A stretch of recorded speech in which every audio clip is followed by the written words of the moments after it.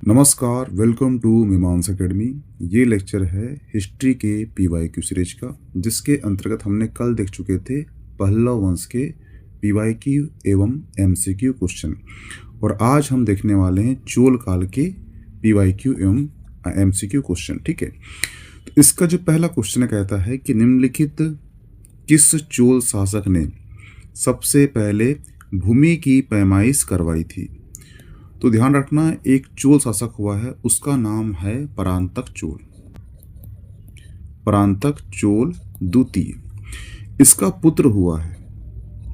पुत्र का नाम क्या है? वो है राज प्रथम। ठीक है, और इसी के समय, किसके समय? राज प्रथम के समय ही चोल शक्ति का उत्कर्ष आरंभ हुआ था। यानी यहाँ से शक्ति उसकी बढ़ना शुरू हो गई थी। किससे? राज प्रथम से। और राज प्रथम ने 1000 ईस्वी में राजस्व के निर्धारण के लिए भूमि का सर्वेक्षण कराया था। तो सबसे पहले भूमि की जो पैमाइश किसने कराई थी? वो कराई थी राज प्रथम ने। हुआ क्लियर? और ये भी ध्यान रखना कि जो राज प्रथम है, इसने 2 मंदिर बनवाए थे। एक है तंजावुर का वज्रेश्वर मंदिर और राजेश्वर मंदिर। ये 2 मंदिर किसने बनवाए हैं? तो ये राज प्रथम बनाए हैं। और राज प्रथम के समय ही चोल काल की शक्ति का विस्तार होना शुरू हो गया था, और इसी ने ही कर निर्धारण के लिए, राजस्व कर निर्धारण के लिए भूमि का सर्वेक्षण कराया था। तो इसका आंसर क्या हो जाएगा? ऑप्शन बी, राज प्रथम, जो परांतक द्वितीय का पुत्र था। तो ये ध्यान रखना कि जो शताब्दी हुई है 9वीं, यानी कि 850 से लेकर 871 के मध्य, संगम साहित्य में बताया गया है कि चोल वंश का जो संस्थापक राजा था वो था विजयालय चोल। मैं बताया था आपको कि जो संगम साहित्य, यहाँ पर हमें चोल चेर पांडे के बारे में जानकारी मिलती है। और जो विजयालय चोल है, ये एक्चुअली किसका सामंती थे? तो ये थे पांड्य के, ये थे पल्लव के। ठीक है, पल्लव वंश से क्या थे? ये सामंती थे। और ये भी ध्यान रखना कि विजयालय चोल ने जो पांड्य राजा थे, इनकी शक्ति को कमजोर पाते ही तंजौर पर अधिकार कर लिया। और तंजौर पर अधिकार कर लिया, इसलिए इसने एक उपाधि धारण की थी, उसका नाम था तंजोकोंड। तंजोकोंड। और एक उपाधि धारण किया था, उसका नाम था नर केसरी। हुआ क्लियर? तो कभी क्वेश्चन आया कि तंजोकोंड किसकी उपाधि थी? ये थी विजयालय चोल की। इसने चोल वंश की नींव रखी थी। हुआ क्लियर? ये ध्यान रखना। ठीक है, तो इसका जो आंसर हो जाएगा वो हो जाएगा ऑप्शन ए। यहाँ से 2 क्वेश्चन पूछेगा आपसे कि चोल साम्राज्य की नींव किसने रखी? तो वो है विजयालय चोल। और विजयालय चोल या चोल जो थे, ये पहले किसके सामंती थे? तो ये थे पल्लव वंश के। हुआ क्लियर? विजयालय चोल की 2 उपाधियां थी, वो थी तंजौर कोंड और नरकेसरी। हुआ क्लियर? इतने क्वेश्चन पूछेगा, इससे क्वेश्चन बाहर नहीं जाएंगे, ध्यान रखना। दक्षिण भारत का प्रसिद्ध तक्कोलम का युद्ध हुआ था। तो ये पूछ रहा है कि जो तक्कोलम का युद्ध है, ये किसके बीच में हुआ था? तो ध्यान रखना, एक राजा हुआ है, उसका नाम हुआ है क्या? कृष्ण तृतीय। क्या हुआ है? कृष्ण तृतीय। कृष्ण तृतीय। ठीक है, और ये राजा कौन सा था? तो ये था राष्ट्रकूट। क्या था? राष्ट्रकूट वंश का राजा था। ठीक है, और एक था चोल शासक, उसका नाम क्या था? उसका नाम था परांतक चोल। परांतक चोल। ठीक है, इन दोनों के बीच में हुआ था युद्ध, और उस युद्ध को बोलते हैं क्या? तक्कोलम का युद्ध। ठीक है, तक्कोलम का युद्ध हुआ था, और इस युद्ध में जो परांतक चोल है, इसकी हुई थी हार। कृष्ण तृतीय क्या हुआ था? ये विजय हुआ था, और परांतक चोल जो ये हार चुका था। और यहाँ क्वेश्चन पूछा है उसने कि ये जो युद्ध है किन किन के बीच में हुआ था? तो ये क्वेश्चन हुआ था क्या? तो ये किसके बीच में हुआ था? तो ये हुआ था चोल और राष्ट्रकूट के बीच में हुआ था। इसका आंसर क्या हो जाएगा? Option B. हुआ क्लियर? ये ध्यान रखना। ठीक है, और जो कृष्ण तृतीय था, इसने इस विजय के उपलक्ष्य में ही रामेश्वर गया और वहाँ पर विजय स्तंभ की स्थापना की।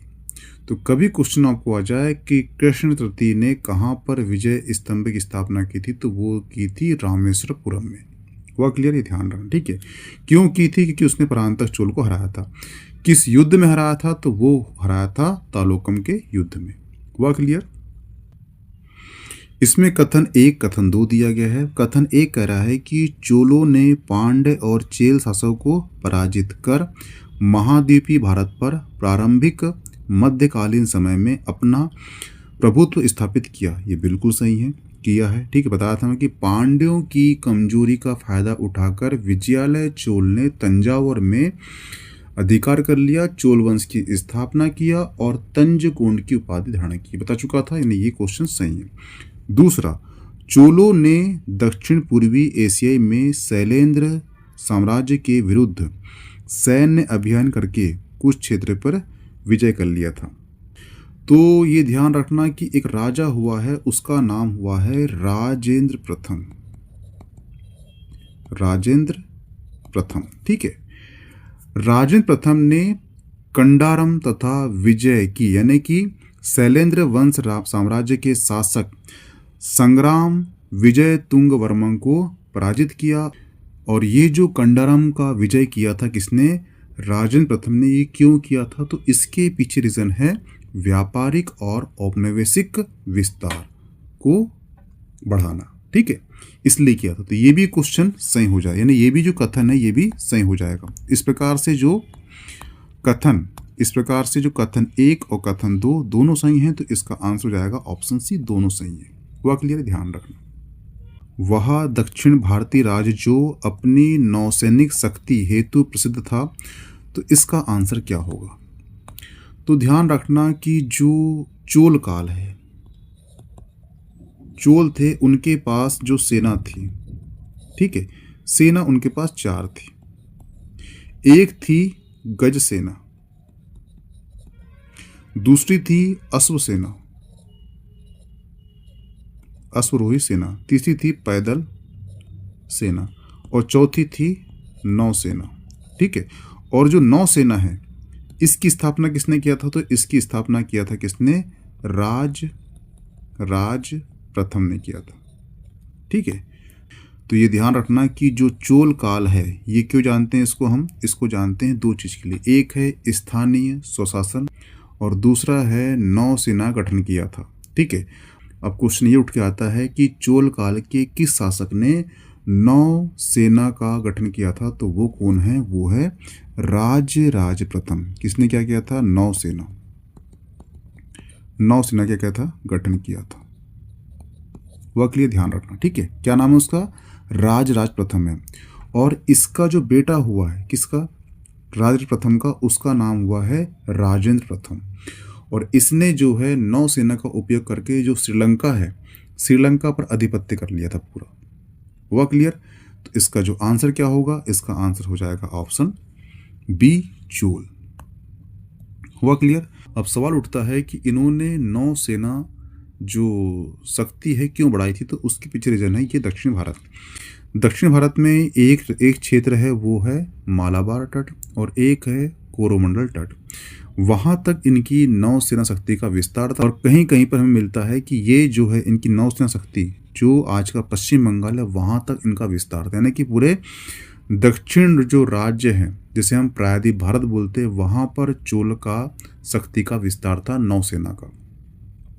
और जो नौसेना है, इसका किसने गठन किया था? ये किया था चोल राजा राज प्रथम। इसका पुत्र हुआ है राजेंद्र प्रथम, जिसने नौसेना का यूज करके जो श्रीलंका है उस पर आधिपत्य कर लिया था। हुआ क्लियर? तो यहां से इतने क्वेश्चन पूछेगा आपसे, ध्यान रखना, ठीक है। निम्नलिखित में से किस चोल शासक को चोल गंगम नामक वृहद कृत्रिम झील बनवाने का श्रेय जाता है? तो बता चुका हूं मैं आपको कि जो चोल शासक हुआ है, एक कौन? राज प्रथम। राज प्रथम का पुत्र हुआ है राजेंद्र प्रथम। और जो राजेंद्र प्रथम हुआ है, इसने पाल शासक महिपाल को किया पराजित और गंगकोंड उपाधि धारण की और गंगकोंड चोलमपुरम नामक एक नगर की स्थापना किया और उसे अपनी बनाया राजधानी। और उसके निकट एक नवीन और उसके निकट कृषि सिंचाई हेतु एक झील, एक तालाब का निर्माण किया, इसे नाम दिया गया चोल गंगम। तो जो चोल गंगम है एक वृहद झील है, जो किसने बनाया था? वो बनाया था राजेंद्र प्रथम ने। इसका आंसर क्या हो जाएगा? ऑप्शन बी हो जाएगा। हुआ क्लियर? क्यों बनाया था? कृषि सिंचाई हेतु। कहाँ बनाया था? गंगकोंड चोलमपुरम जो उसकी राजधानी है उसके निकट बनाया था। ठीक है, गंगकोंड उपाधि क्यों लिया था? क्योंकि इसने महिपाल को हराया था, इसलिए। हुआ क्लियर? हुई कहानी क्लियर? गंगकोंड चोलपुरम की स्थापना किसने किया था? तो ये किया था, गंगकोंड की उपाधि किसकी थी? तो वो थी राजेंद्र प्रथम की। ठीक है, क्यों लिया था? क्योंकि उसने महिपाल को हराया था।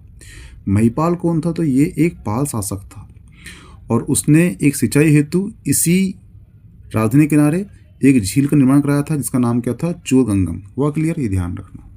चोल शासक में से किस एक ने सिलोन पर विजय प्राप्त की थी? तो वो था राजेंद्र प्रथम। मैं बताया था कि जो राज प्रथम हुआ है उसने नौसेना गठन किया और इसी नौसेना का गठन जब हुआ था तो इसका जो पुत्र था वो था राजेंद्र प्रथम, और उसने अपने पिता की साम्राज्यवादी नीति को आगे बढ़ाया और उसने श्रीलंका पर विजय प्राप्त कर ली नौसेना का उपयोग करके।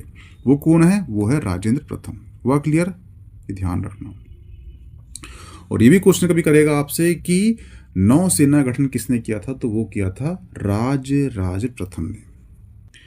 वह राजा कौन था जिसने श्रीलंका को पूर्ण स्वतंत्रता दी और सिहल राजकुमार के साथ अपनी पुत्री का विवाह कराया?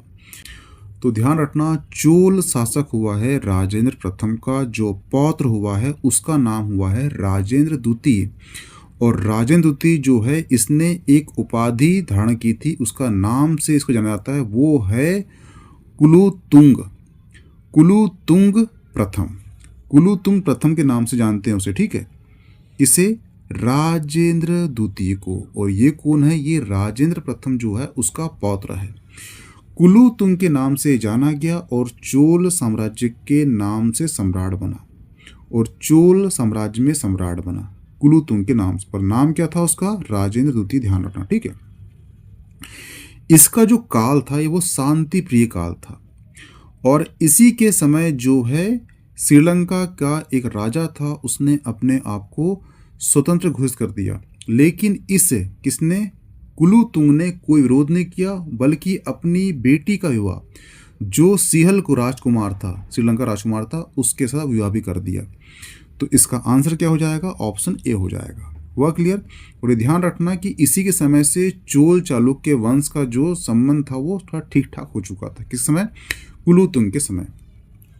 और कभी ये क्वेश्चन आया कि जो कुलोत्तुंग ने अपनी पुत्री का विवाह सिहल राजकुमार से कराया, ये इसका उल्लेख कहाँ मिलता है? तो इसका उल्लेख मिलता है कहाँ पर? महावंश। महावंश एक टीका है, बुद्ध से संबंधित है, महावंश टीका है, वहां पे इसका उल्लेख मिलता है। ध्यान रखना। हुआ क्लियर? चोल साम्राज्य किसने समाप्त किया?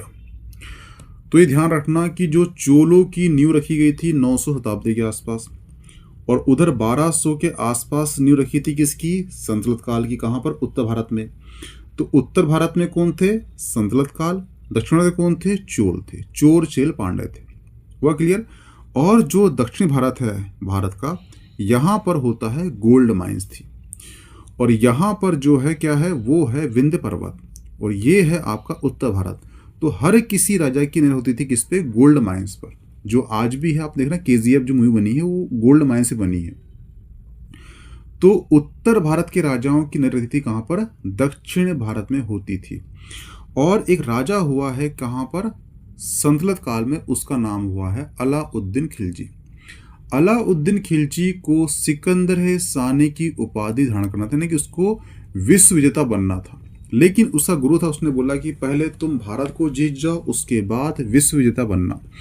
तो इसने दक्षिण और उत्तर के जो राज्य है उसको जीतने के लिए उसने उत्तरी अभियान और दक्षिणी अभियान शुरू किया।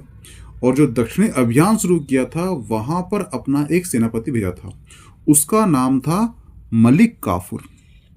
और मलिक काफूर जो है दक्षिण भारत आया और उस समय चोल राजाएं काफ़ी कमज़ोर हो चुके थे, इसीलिए वो जो मलिक काफूर है उससे वो पराजित हो गए और इस प्रकार से मलिक काफूर ने चोल साम्राज्य का अंत कर दिया। हुआ क्लियर? इसका आंसर क्या होगा? ऑप्शन बी होगा।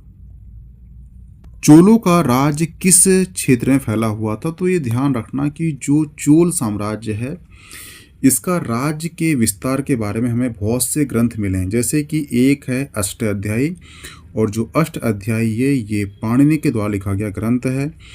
एक ग्रंथ है महाभारत, तीसरा है कात्यायन का कृतवर्तिका, चौथा है संगम साहित्य, पांचवा है पेरिप्लस ऑफ इरेथेंसी और टालमी। ऐसे सभी जो साहित्यकार है, साहित्यिक बुक है, टीका है, वहाँ पे उल्लेख मिलता है कि जो चोल राज्य संपूर्ण दक्षिण भारत, आधुनिक कावेरी नदी और कोरोमंडल और तिरुचुपल्ली, तंजौर आदि तक ये फैला हुआ था। तो इसका आंसर क्या हो जाएगा? इसका आंसर हो जाएगा ऑप्शन डी। हुआ क्लियर? और चोल राजाओं का, और ये भी ध्यान रखना कि जो चोलों की राजधानी थी वो 3 थी। सबसे पहली राजधानी कौन सी थी? वो थी मलनूर, दूसरी बनी है उरेयूर और तीसरी बनी है तंजावुर। तो इनकी 3 राजधानी रही है किसकी? चोलों की। ध्यान रखना, ठीक है। और चोल जाने जाते हैं किसके लिए? 2 चीज़ के लिए, एक है नौसेना के लिए और एक है स्थानीय स्वशासन के लिए। हुआ क्लियर? और जो स्थानीय स्वशासन है इसका उल्लेख कहाँ मिलता है? तो परांतक चोल का उत्तर मेरु अभिलेख, वहां पे इसका उल्लेख मिलता है। ध्यान रखना। निम्नलिखित राजवंशों में से किसके शासक अपने शासन काल में ही अपना उत्तराधिकारी घोषित कर लेते थे? तो बता चुका हूं मैं इसका आंसर है कि जो चोल राजा थे वो अपने शासन काल में अपने पुत्र को राजा के तौर पर अपना उत्तराधिकारी चुन लेते थे। तो उसका आंसर क्या है? वो है चोल काल। हुआ क्लियर? चोलों के अधीन ग्राम प्रशासन के बहुत से ब्यौरे जिन शिलालेखों में है वो कहाँ है? तो वो है ऑप्शन डी, उत्तर मेरु अभिलेख। बता चुका था मैं कि परांतक चोल हुआ है, परांतक चोल का एक अभिलेख मिला है और वो अभिलेख का नाम क्या है? वो है उत्तर मेरु अभिलेख। और उत्तर मेरु अभिलेख जो है इसमें जानकारी मिलती है कि चोलों का एक स्थानीय स्वशासन था, यानी कि पंचायत थी, और वो इतने स्ट्रांग थी कि उस पंचायत जो प्रशासन है उसको भारतीय संविधान में अडॉप्ट कर लिया। यानी आज जो हम पंचायत देख रहे हैं वो देन किसकी है? वो चोलों की देन है। और वो इतनी स्ट्रांग थी कि वहाँ पे करप्शन होता ही नहीं था। यानी कि जैसे कि मैं सरपंच बन गया हूँ, ठीक है, तो मेरे जितने भी रिश्तेदार हैं, मेरे पुत्र, मेरे रिश्तेदार, ठीक है, जितने भी हैं मेरे संबंधी, अगर मैं करप्शन करता हूँ तो उन सभी को आजीवन कभी भी चुनाव लड़ने का अधिकार नहीं होता था। अगर मैंने करप्शन किया है तो मेरे साथ मेरे पुत्र, मेरे भाई, मेरे मामा, मेरे मौसी, उनके पुत्र भी जो होंगे वो भी चुनाव नहीं लड़ेंगे।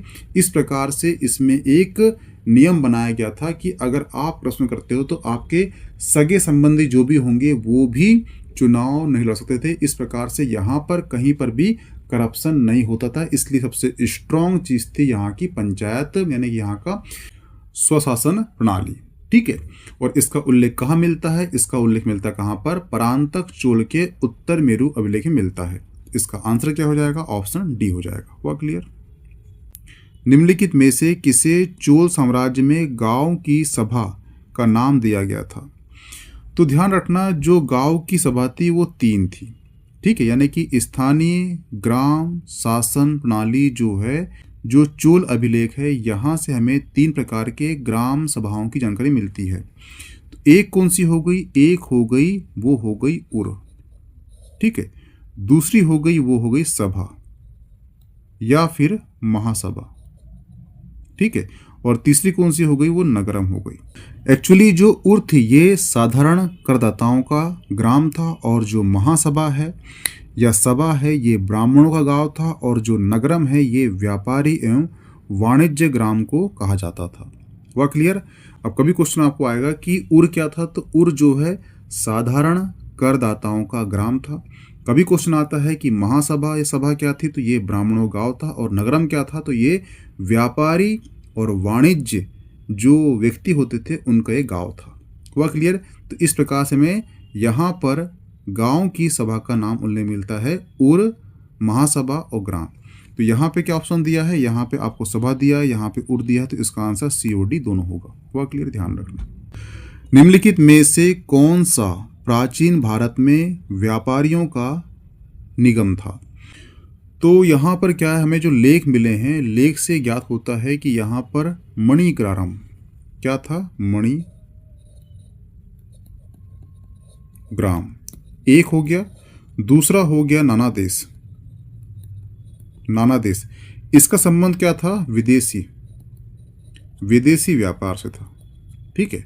तीसरा मिलता है हमें क्या, वो मिलता है बलिंजर।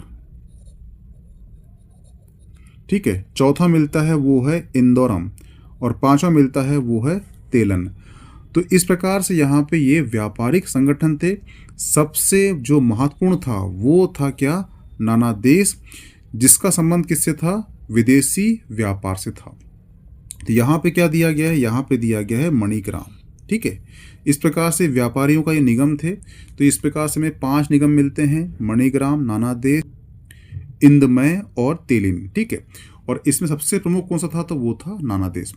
नानादेश क्या था, तो ये विदेशी व्यापार से संबंधित संस्था थी। ध्यान रखना। हुआ क्लियर?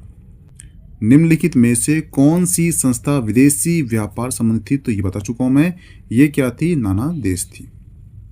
72 व्यापारी चीन में किसके कार्यकाल में भेजे गए थे, तो ध्यान रखना 1077 में 1077 ईसा में एक विशिष्ट मंडल व्यापारियों का ये भेजा गया था। कब?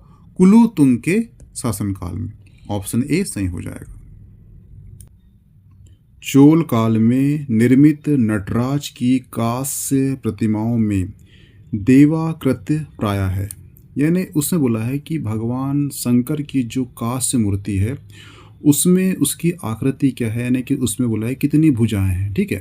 तो ये ध्यान रखना कि जो भगवान नटराज की मूर्ति है ये चोल कालीन कांस्य मूर्ति है, और चोल काल में सर्वाधिक जो प्रतिमा मिली है वो हमें मिली किसकी, कांस्य मूर्ति नटराज की मिली है। और नटराज में भगवान शंकर को डांस करते हुए दिखाया गया है।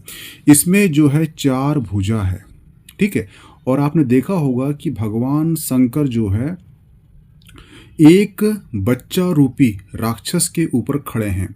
तो कभी ये क्वेश्चन आएगा आपको कि नटराज में भगवान शंकर जिस बच्चे के ऊपर खड़े हैं वो दैत्य रूप बच्चा है, वो बच्चे का नाम क्या है, वो राक्षस का नाम क्या है, उस राक्षस का नाम है अपस्मार। अपस्मार। ठीक है। अपस्मार उस राक्षस का नाम है। अपस्मार वो राक्षस था जो अज्ञान या विस्मृति का देवता था, अज्ञान या विस्मृति का दैत्य था, राक्षस था। तो वो बच्चे रूप में है परंतु वो राक्षस है, और भगवान शंकर उसके ऊपर नृत्य कर रहे हैं, और राक्षस का नाम क्या है, वो है अपस्मार। तो ये ध्यान रखना। ठीक है। और ये किस काल की मूर्ति है, तो ये चोल कालीन कांस्य मूर्ति है, भगवान शिव की नटराज प्रतिमा है, और विश्व प्रसिद्ध मूर्ति है। ठीक है। इसमें जो है भगवान शंकर के 4 भुजा बताए गए हैं। ठीक है। हुआ क्लियर? तो इसका आंसर क्या होगा, ऑप्शन सी होगा। निम्नलिखित में से कौन एक काकतीय राज्य के अति महत्वपूर्ण समुद्री पत्तनम था?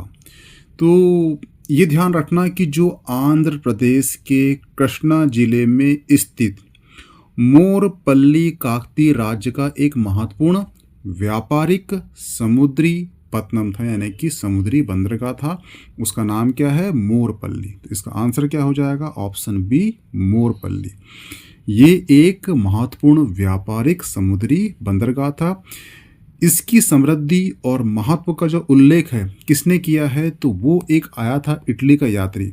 उसका नाम क्या है, तो उसका नाम है मार्क पोलो। मार्क पोलो इटली का यात्री आया था, उसने इसका उल्लेख किया है। हुआ क्लियर? तो ये ध्यान रखना। ठीक है।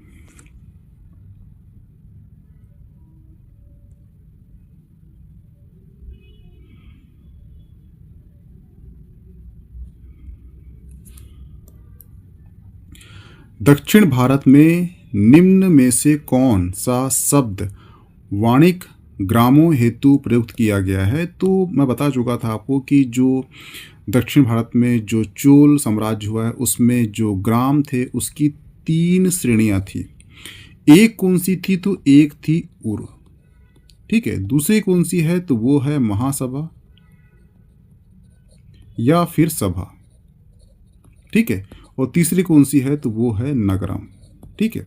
जो उर है ये सामान्य जो करदाता थे उनकी ये नगर थे, उनके गांव थे, उनके ग्राम थे।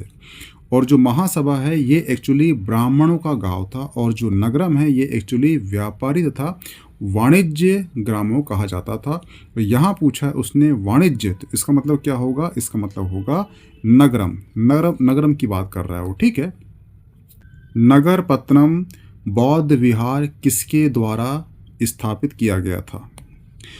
तो चोल शासक राजेंद्र प्रथम द्वारा पराजित श्री विजय के शैलेंद्र शासक विजयातुंग वर्मन ने नगरपत्तनम में एक बौद्ध विहार की स्थापना की थी, अनुमति मांगी और एक बौद्ध विहार की स्थापना की। यह अनुमति उसे राजा राज ने दी थी और कुलुतंग प्रथम ने नगरपत्तनम में विहार को कई गांवों की आय प्रदान किया था। तो इसका आंसर क्या होगा? वो होगा option A Vijaya, Shri Vijay. Option A सही हो जाएगा। हुआ क्लियर? ये ध्यान रखना, ठीक है। तो यहाँ पे आपके चोल काल के जो मोस्ट आईएमपी एवं पीवाई क्वेश्चन थे समाप्त होते हैं। मिलते हैं नेक्स्ट टॉपिक में। इसकी पीडीएफ मिल जाएगी आपको मीमांसा एकेडमी के टेलीग्राम ग्रुप में, तो प्लीज ज्वाइन कर लीजिए उसे।